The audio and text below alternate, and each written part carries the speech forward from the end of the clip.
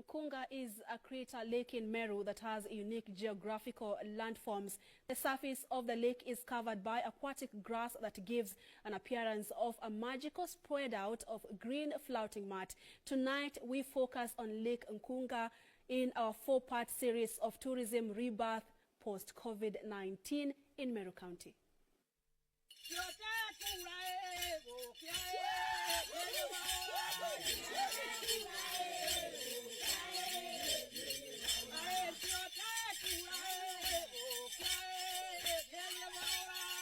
Welcome to Lake Nkunga in Meru, which is less talked about but a magical destination.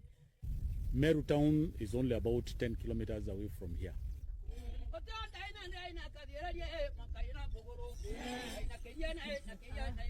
This is a crater lake, one of the most unique geographical landmarks in Meru County. The lake is surrounded by thick immense forests, a home to wildlife which frequent the lake to quench their thirst. According to Meru traditional myth, the lake was abode of a mystical seven-headed snake called Nkunga. The dragon could allegedly swallow whoever dared venture anywhere near the lake. Did you know that dragons are mentioned 21 times in the Old Testament as the King James Version? And in the book of Revelation in the New Testament, a dragon is used symbolically to represent Satan or evil. Revelation 12 verses 3 to 9 describes a great red dragon with 7 heads and 10 horns, which is later identified as the devil or Satan.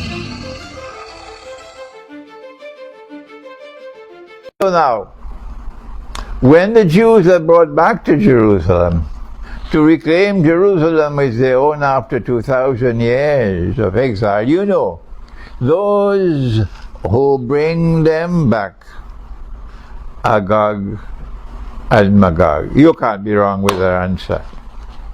Those who bring them back are Gog and Magog. They are those who are going to go with all kind of kites flying with all kind of frivolities and so on to add to this. But this is our stand. Those who bring them back are Gog and Magog. And those who brought them back, of course, even a schoolboy will tell you, are those who control power in the modern Western world. There is much more that the Quran and the Hadith tells us about Gog and Magog, indicating that they have already been released. That Gog and Magog are going to establish a global society in which 999 of every 1,000 of mankind will become followers of Gog and Magog and will all enter into the hellfire. We've already dealt with that. But there are those who still insist, no, Gog and Magog have not yet been released. There is no Gog and Magog in the world today. Leave them in their folly. They will have to answer one day. But we want to turn to one more thing, one more footprint of Gog and Magog. And that is, our prophet said that the first of them would pass by the Sea of Galilee and start to drink the water. And we have people who insist that they want to see somebody with their hands like this drinking the water. Only that, this literal, everything is literal, everything is literal for them. No. They will pass by the Sea of Galilee and start to drink the water, means they will start to consume the water. And by the time the last of them pass, they will say, there used to be water here. And so the entire Sea of Galilee, all the water will be consumed, not drink, consumed. How will it be consumed? Excessive consumption, taking out more than nature can replenish. That is why the Sea of Galilee will run dry. There is also the possibility of water seeping down through a fissure in the earth opening, and the water seeping down, and that could cause the water to dry up in the Sea of Galilee. But we already have the evidence that the sea level in the Sea of Galilee, the water level is already beyond the point of no return. The Quran, the Hadith also said that Gog and Magog are so thirsty in their excessive consumption of water. They would pass by a river and drink it dry. They would pass by a river and drink it dry. No, we are not going to look for people sitting by a river drinking the water. Leave that for them who have no capacity to think. We are talking about excessive consumption of water.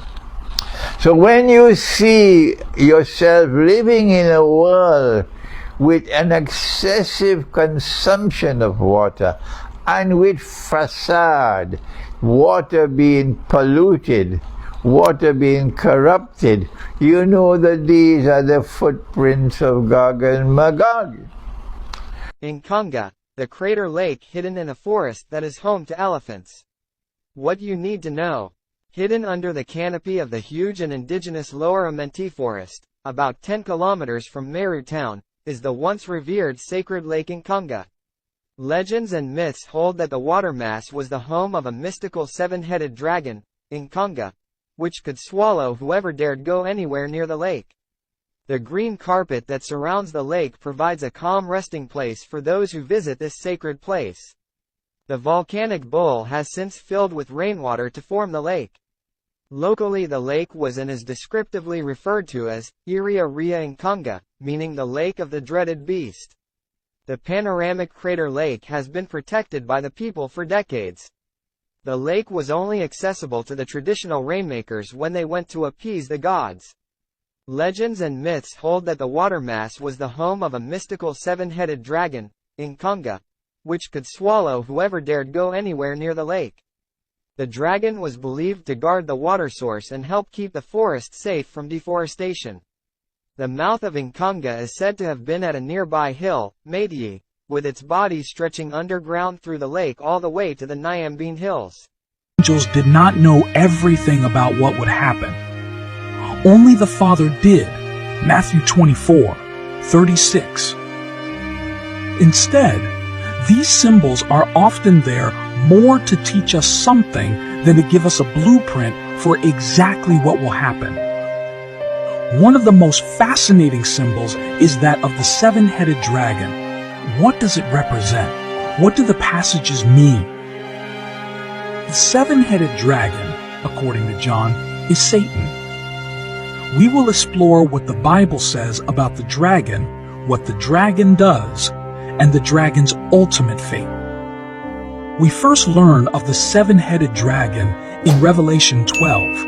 Revelation 12:3 says, "Then another sign appeared in heaven, an enormous red dragon with 7 heads and 10 horns and 7 crowns on its heads."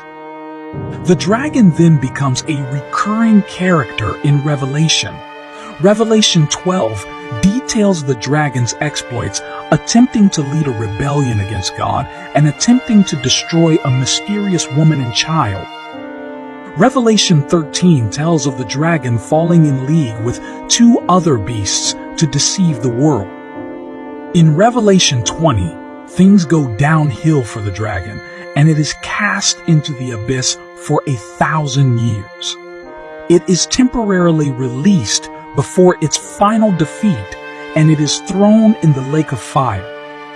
Revelation 12:9 says, "The great dragon was hurled down, that ancient serpent called the devil, or Satan, who leads the whole world astray." Revelation 22 also says, "He seized the dragon, that ancient serpent, who is the devil, or Satan, and bound him for 1,000 years." The seven-headed dragon in Revelation represents Satan. This doesn't mean that Satan is a literal dragon. The 7 heads, 10 horns, and 7 crowns are symbolic. A horn